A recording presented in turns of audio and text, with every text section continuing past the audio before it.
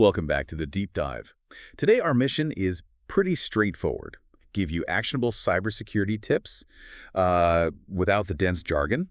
We're looking at how to spot online scams fast, and maybe more importantly, what you need to do immediately if you think you've been compromised. Exactly. And what's interesting is the source material, which, comes from over a decade in cybersecurity, it shows most scam sites actually use the same playbook. They follow very predictable patterns. Patterns. Ah. Okay. Yeah. It sounds hopeful. It is. It means you, the listener, can often spot these fake platforms in just a few minutes if you know what to look for. All right, let's dive into those red flags then. Our sources say the biggest giveaway is a false history. They lie about how long they've been around. That's right. They try to, let's say, build an image of legitimacy by claiming years of operation. But there's a really simple check. Okay. You use a service called WHOIS. WHOIAS. It tells you when a website domain was actually registered. And often, you find the site claiming years of experience was only registered like a few days ago. Wow. So a huge mismatch between their story and the actual facts. A dead giveaway. If the dates don't line up, it's almost certainly a fraud. Okay, simple check number one, WHOIS. What's the second big tell our sources point to? Something about company identity. Yeah, the lack of a verifiable company identity. Legitimate businesses, they'll have their company name in the website footer in their privacy policies. You can Google them, right? Exactly. You Google them and they show up multiple times usually. Scam sites, often the name they use is basically a placeholder. It doesn't exist anywhere else online because, well, it's not a real company. So another quick check there. Just search the name. Yeah, and here's a pro tip. Search the site's name plus the word scam. You'll often immediately find warnings from other people or watchdog sites. Using the crowd to help. Right. And sometimes you'll even notice the website design itself. It's literally copied across loads of different scam domains or just churning them out. Okay, so checking history and identity are key preventative steps. But let's shift gears. This is where it gets really critical. What if you have already interacted?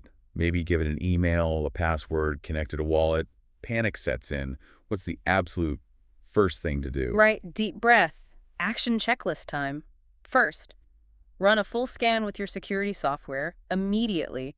Check if your computer's been infected with malware. That's priority one. Okay, scan the system. What's next? Money. Yes. Check your bank accounts online. Look for any transactions you don't recognize. If you see anything suspicious, call your bank right away. Tell them what happened. Get cards frozen if needed. Don't wait. Makes sense. Now, you mentioned wallets. What about crypto assets? If someone connected a digital wallet? Okay, crypto needs specific steps. First, disconnect the wallet from that scam site immediately, but that's not always enough. Oh, why not? Because sometimes the scam tricks you into giving token permissions. This means they could still drain funds later, even after you disconnect. Right, I've heard about that. Yeah. So you need to use a tool like revoke.cash, that's a popular one, to actively cancel any permissions you might have granted to that scam site's address. Then, move any remaining assets to a brand new, completely clean wallet that has never touched that scam site. disconnect, revoke permissions, then move funds to a new wallet. Got it.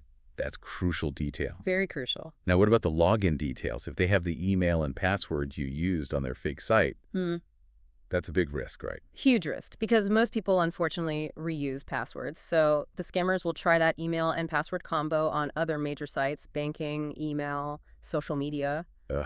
So you have to change that password everywhere else you might have used it. Absolutely. And this is where unique passwords become non-negotiable. A simple trick. Use the site's name as part of a formula. Like for Netflix, maybe it's N3, T, FL, exclamation mark, X capital P, @ XSS, N3TFL.XP, @SS. Something unique but memorable to you. Good tip. Incorporate the site name somehow. Yeah, makes it easier to manage unique ones. Now, a really critical warning here. You might get contacted by people or see services online claiming they can recover your lost funds, often for an upfront fee. Sounds too good to be true. It almost always just another scam layered on top of the first one. Avoid them. Seriously. They prey on your desperation. Wow. Okay. Good warning. Right. Anything else on that front? Yes. Be super careful about videos you might find on, say, TikTok or YouTube claiming the original scam site is actually legitimate, trying to reassure you. Wait, videos saying this game isn't a scam? Exactly. It's often a second layer of social engineering. It's the original scammers making those videos to trick people who are starting to get suspicious to keep them hooked. That's sophisticated. Investing in fake validation. It really shows how far they'll go. Which just brings us back to the importance of those initial checks, right?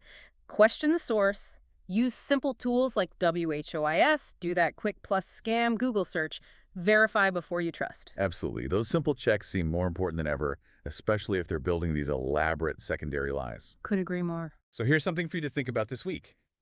Scams are evolving. They now include this calculated second layer, fake videos designed specifically to counter your doubts. If scammers are putting that much effort into multi-layered deception, what does that imply about trusting online information more broadly? Definitely something to consider.